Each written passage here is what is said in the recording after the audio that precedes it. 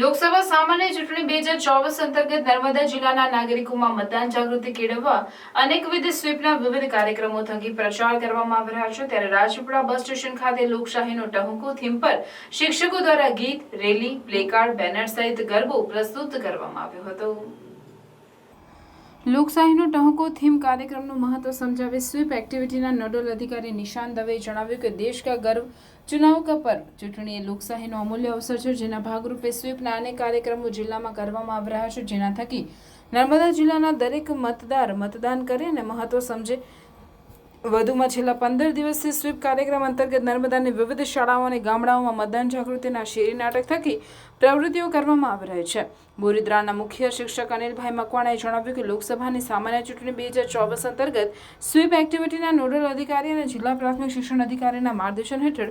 નર્મદા જિલ્લામાં મતદાન વધુને વધુ થાય તે માટે નર્મદા જિલ્લાના 7 શિક્ષકોની ટીમ બનાવી લોકશાહીનો ટહુકો ગીત, સૂત્રોચ્ચાર અને ગરબા દ્વારા મતદાન જાગૃતિનો સંદેશ આપવામાં આવ્યો હતો, જેમાં મુખ્ય શિક્ષક નમિતાબેન મકવાણા સહિતના અન્ય શિક્ષકોએ ભાગીદારી નોંધાવી વેશભૂષા ધારણ કરી ટહુકો ગીત, સૂત્રોચ્ચાર અને ગરબા રજૂ કરી મતદાન જાગૃતિનો સુંદર સંદેશો આપ્યો હતો। સ્વીપ એક્ટિવિટીના નોડલ અધિકારી, વિવિધ વિભાગના કર્મચારીઓ સહિત શિક્ષકો સહભાગી થયા હતા, જેમાં રાજપીપળા બસ સ્ટેશન ઉપર તમામ શિક્ષકો વિવિધ વેશભૂષા ધારણ કરીને લોકશાહીનો ટહુકો રજૂ કરી મતદાન જાગૃતિ કાર્યક્રમ યોજવામાં આવ્યો હતો। જાહેર જનતાને આગામી 7મી મેના રોજ ગુજરાત રાજ્ય સહિત નર્મદા જિલ્લામાં સવારે 7 થી સાંજના 6 વાગ્યા સુધી મતદાન કરવાનું થાય છે। ત્યારે નર્મદા જિલ્લાના લોકો વધુને વધુ મતદાન કરે અને હીટવેવને ધ્યાનમાં રાખી બપોર પહેલા મતદાતાઓ મતદાન કરે તેવી શિક્ષકોએ અપીલ કરી હતી। સાથે મુસાફરોને મતદાન જાગૃતિને લગતા સૂત્રો બોલાવી મુસાફરોને મતદાન કરવા પ્રોત્સાહિત કરવામાં આવ્યા હતા। અને હવે માત્ર થોડાક જ દિવસો બાકી છે મતદાનમાં, તો એમાં પણ મતદાનની ટકાવારી ખૂબ જ ઊંચી રહે અને દરેક મતદાતાઓની અંદર જાગૃતતા કેળવાય એ હિસાબે આજે પણ